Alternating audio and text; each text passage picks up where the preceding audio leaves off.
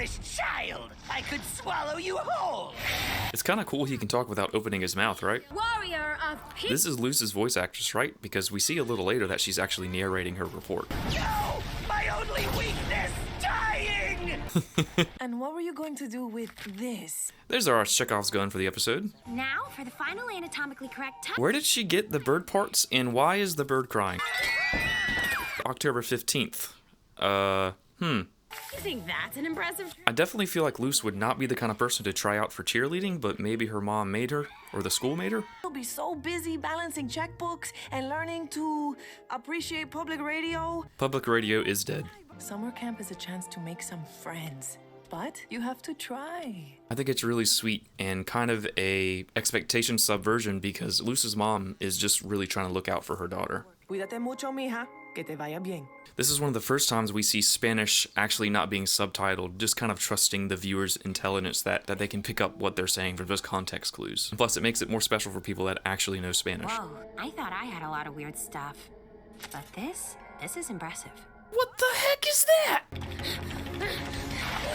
Lots of detail in this shot, too. Hello, little fairy. Are you going to tell me this is all a fantastical dream? Give me your skin! Jeez! Well, Luce, that was pretty clever. Why is she taking all of their money? Like, no one's actually getting the TV. Rita the Owl Lady, you are wanted for misuse of magic and demonic misdemeanors. Whoa, which criminal? And in just this first episode, we actually set up something that will influence the entire series. And it's not just a one-off joke. You got away with it. She got away with it, everybody. I can't always be funny over the show. Sometimes it's just funny. I knew it! How did she know that? Giraffes? Oh yeah, we banished those guys. A bunch of freaks.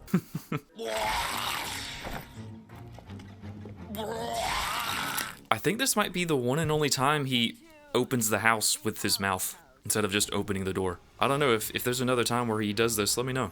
And locked away behind a magical force field that only a human can break through.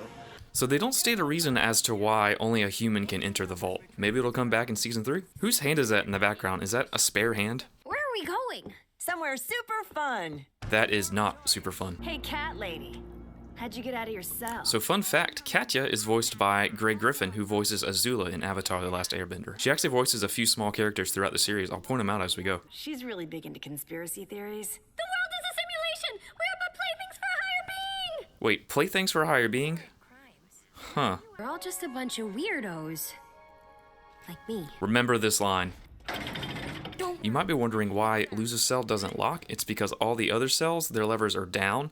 Her cell is the only one with the lever up. Oh wait, I'm free! So Tanella Nosa is actually Dana Terrace's self-insert, as you can see from Dana Terrace's Tumblr. Just get out of here while you still can, kid.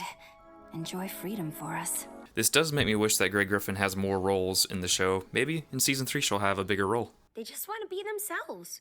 Why does everyone think that being a weirdo is so bad? Remember that line? We're all just a bunch of weirdos.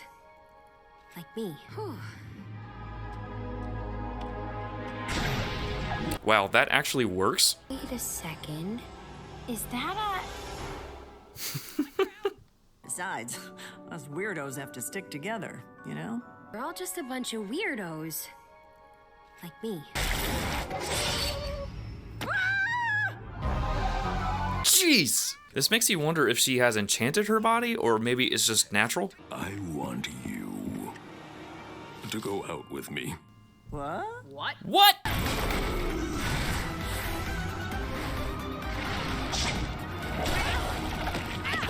Some great animation for the first episode. Go, go!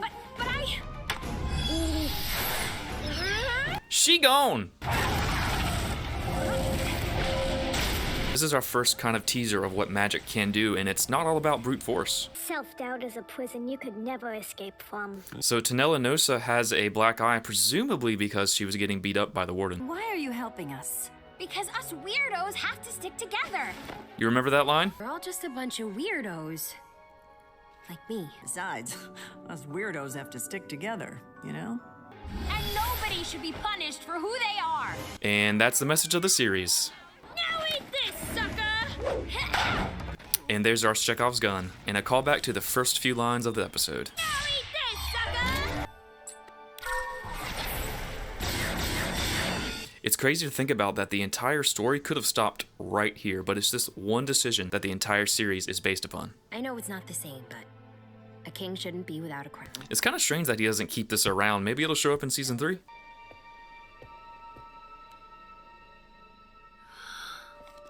So I didn't actually get this shot until this very moment. Our 3 main characters are mirrored on the cover of the book. I'll teach you how to be a witch, but you have to work for me before you learn any spells. Deal? I'd say that's fair, if only Ida actually taught her any magic. How is she getting Wi-Fi? Is the portal open right now? Your sleep cocoon looks fluffy.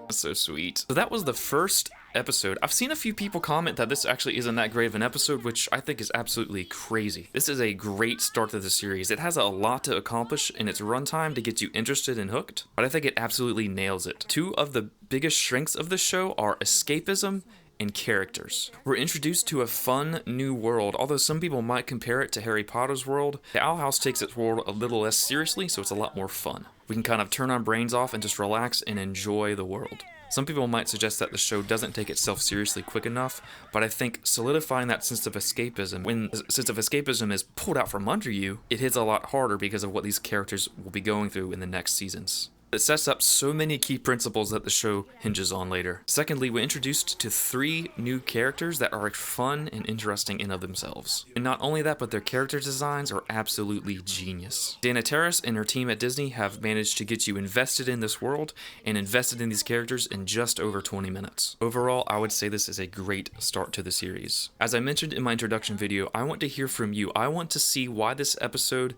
or what happens in this episode is special to you. And I ask that not because I want to drive traffic to my videos, but because I genuinely want to see and I want you to have a platform to express yourself. So if you'd like to follow along, be sure to subscribe so you get notified for when the next episode drops. Thank you so much for watching. I'll see you next time.